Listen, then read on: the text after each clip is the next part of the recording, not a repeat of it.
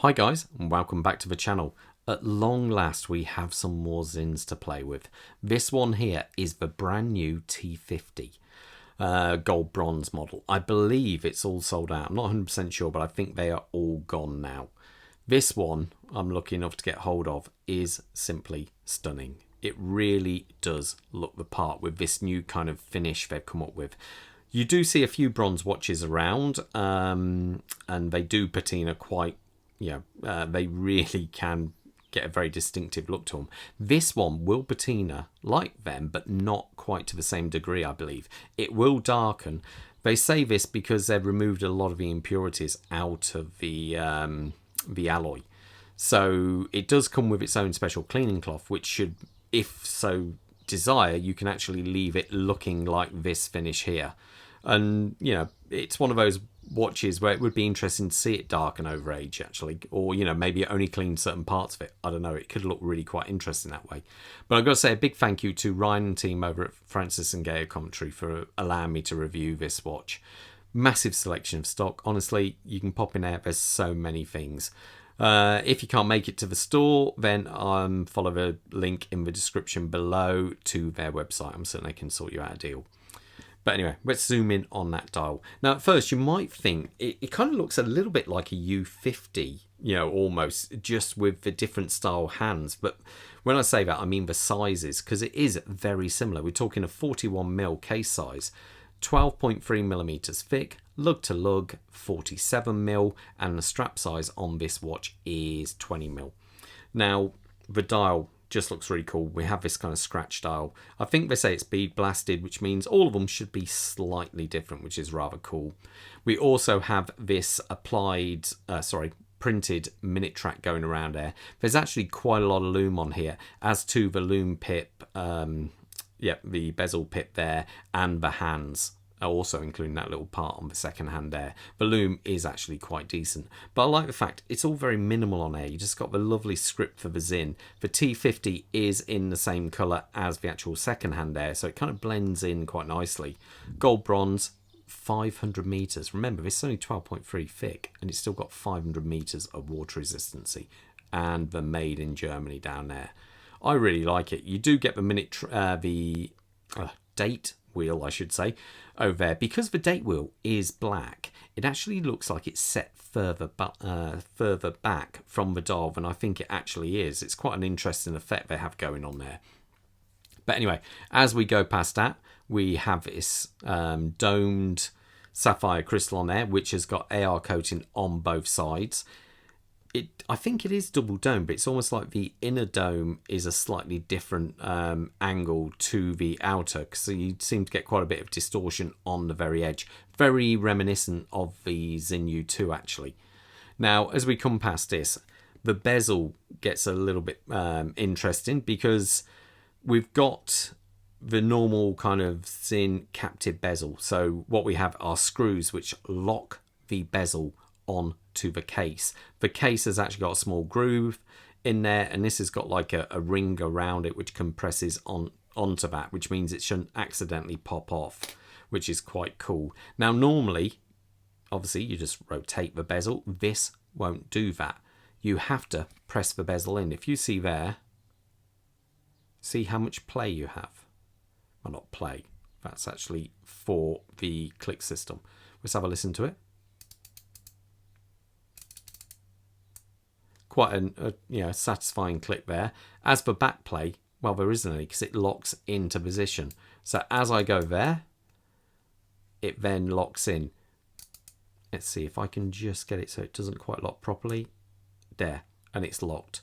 So once it's locked, it can't go anywhere. But it is quite a cool system they have going on there.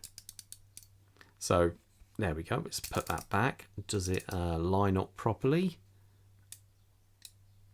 Yep, there we go. See, you get a certain amount of play, but once it locks in, it's locked. So that's it. So that's quite a nice system they've got going on there. The cuts, the detail cuts there are kind of similar, but just bigger than what you get on, say, the UX models. So they've kind of kept a theme going on there, which is quite cool. Now, as we come round to the actual body of the watch, the case, you can see more of this bronze gold alloy going on there. And it really does, I think, look great. I love the fact that you've got the drilled out lugs, which just makes strap changing a breeze, makes it much easier. And you've got some of Sinn's tech going on here.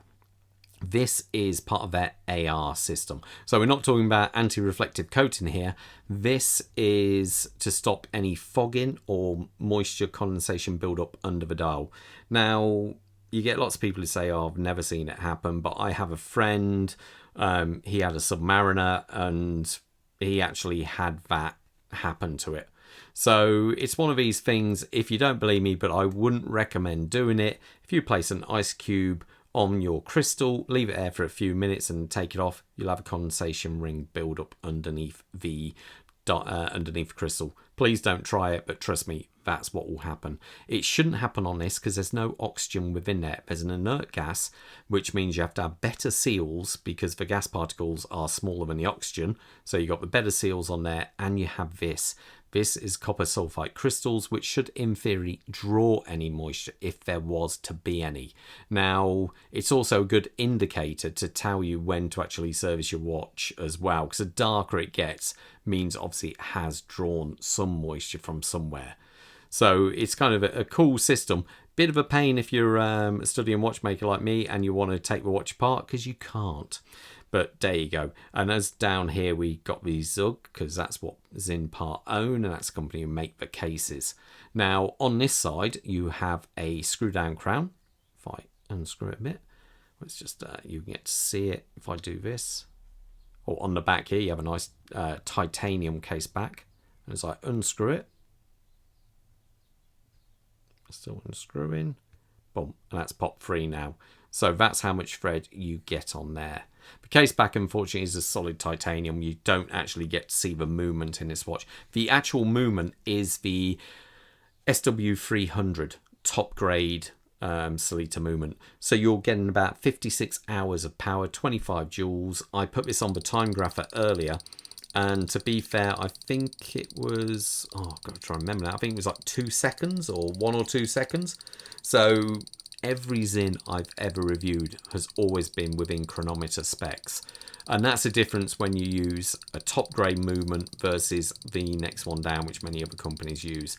You can still regulate them that, but these ones come like that, and they have a better shock settings as well. So let's actually, the strap on this watch, which is kind of cool, it's quite a thick, kind of nylon style one on here. At the moment, this isn't pliable, but this is obviously a brand new watch. I love the fact that they have the 20mm stamped on the back there, kind of printed on there. It looks very cool. The only criticism I would say is the pin and collar up here. I've got no idea why it is in the bead blasted form. It is a titanium collar on there. Clasp, pin and collar, buckle even.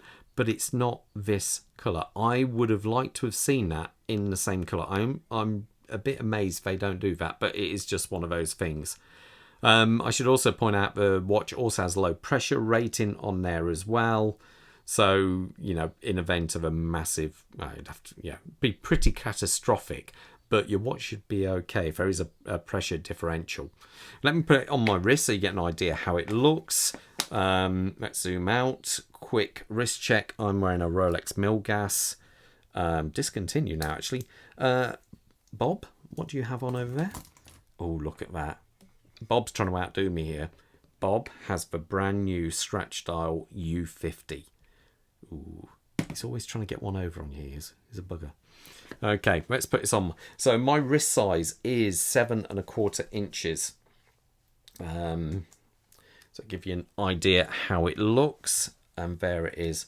I think it looks really, really quite cool, and it's one of those kind of step up models. It's kind of that next tier of Sinn's. Really, it does look the part. Would I keep it on this strap? Probably not. I think I would change this over to either a black dive strap, like the Belarus type they do. They look really good. But yeah, I'd probably swap it over onto something different. Anyway, guys, I'm going to leave it to it. So all the best, and I will see you at the next review. Stay safe. Bye.